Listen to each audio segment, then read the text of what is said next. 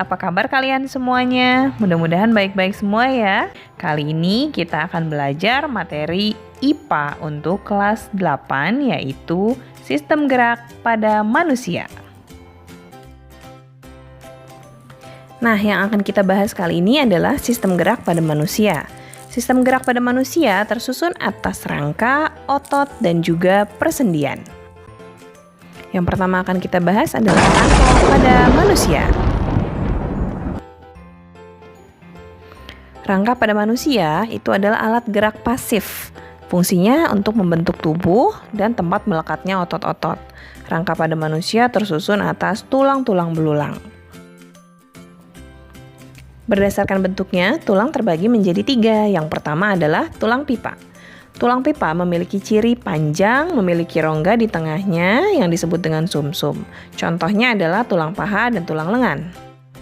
Bentuk tulang yang kedua adalah tulang pipih. Cirinya pipih dan seperti lempeng. Contohnya adalah pada tulang-tulang tengkorak yang membentuk kepala. Bentuk yang ketiga adalah tulang pendek. Ciri-ciri tulang pendek adalah bentuknya kubus atau tidak beraturan dan pendek. Contoh adalah pada ruas-ruas penyusun tulang belakang. Selanjutnya yuk kita pelajari apa saja sih tulang-tulang yang menyusun rangka tubuh kita. Rangka tubuh kita tersusun atas tulang kepala atau biasa disebut tulang tengkorak, kemudian rangka badan yang biasa disebut aksial, dan tulang anggota gerak atau apendikular.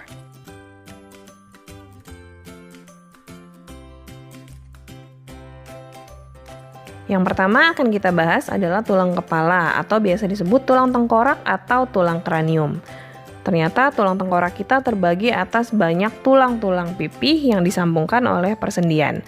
Apa saja tulang-tulang penyusun tulang tengkorak kita? Yuk kita lihat satu persatu. Yang pertama adalah tulang dahi atau biasa disebut dengan tulang frontal. Lalu ada tulang rahang bawah yang biasa disebut mandibula. Dan ada tulang rahang atas atau maksila. Ada juga tulang oksipital yang melindungi kepala bagian bawah belakang. Lalu tulang temporal yang biasa disebut dengan tulang pelipis. Dan tulang parietal yang melindungi kepala bagian belakang bagian atas.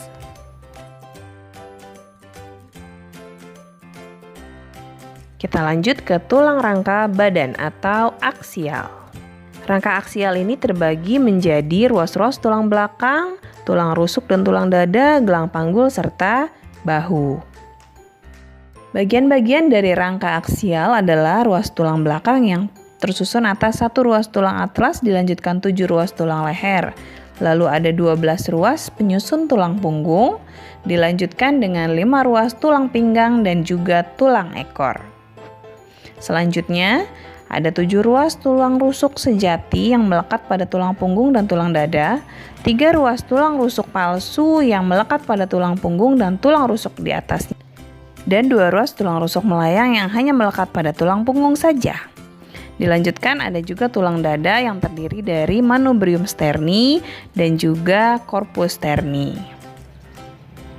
Lalu tulang badan bagian bawah ada tulang panggul yang biasa disebut dengan tulang pelvis dan juga tulang kelangkang yang biasa kita sebut dengan tulang sakrum.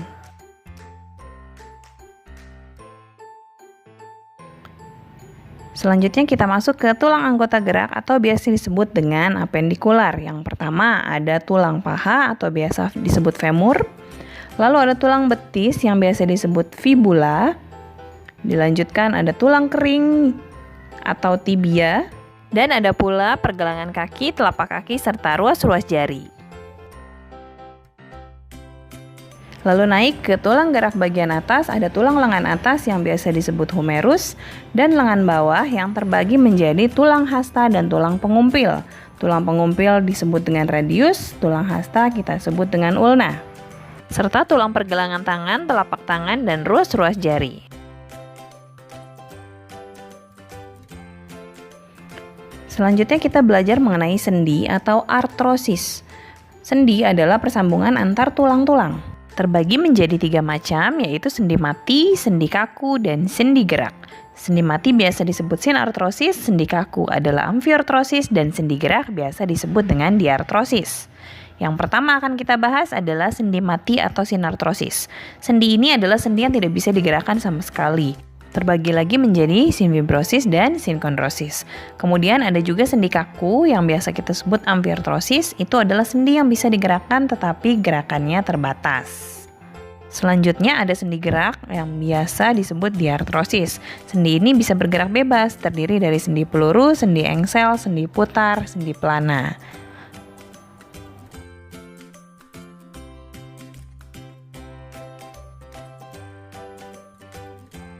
Berikutnya kita akan membahas mengenai otot. Otot adalah alat gerak aktif pada manusia. Maksud dari alat gerak aktif adalah otot memiliki kemampuan kontraksi untuk menggerakkan rangka. Jadi tulang adalah alat gerak pasif yang digerakkan oleh otot, sementara otot adalah alat gerak aktif yang menggerakkan tulang-tulang. Otot terbagi menjadi 3, yaitu otot polos, otot lurik, dan otot jantung. Berikut perbedaan antara otot lurik, otot polos, dan otot jantung. Otot lurik memiliki bentuk yang memanjang silindris, memiliki banyak inti di bagian tepi, geraknya sadar, memiliki reaksi yang cepat dan mudah lelah.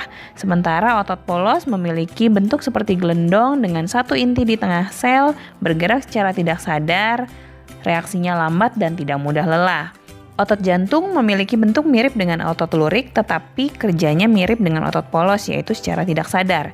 Artinya walaupun kita tidur ataupun pingsan, dia tetap bekerja.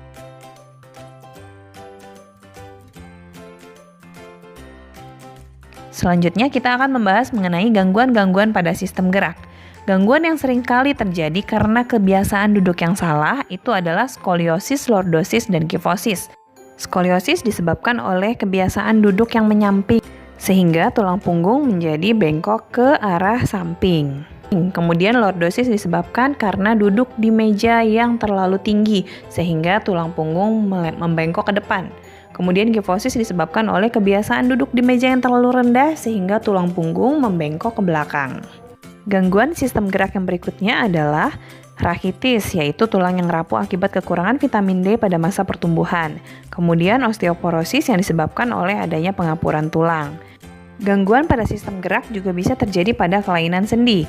Contohnya adalah osteoartritis yang disebabkan oleh peradangan sendi atau terkikisnya lapisan pelindung di bagian sendi. Ada pula kelainan otot, yaitu tetanus. Tetanus adalah penyakit yang disebabkan oleh infeksi bakteri Clostridium tetani yang menyebabkan gangguan pada proses kontraksi otot, sehingga otot yang sudah berkontraksi tidak bisa kembali melakukan relaksasi. Ada juga kelainan otot atrofi, yaitu kondisi di mana jaringan otot makin mengecil lama-kelamaan tidak lagi berfungsi. Oke adik-adik, selesai sudah materi kita hari ini. Semoga bermanfaat. Jangan lupa diulang-ulang lagi pelajarannya ya. Terima kasih untuk yang menyimak. Semangat!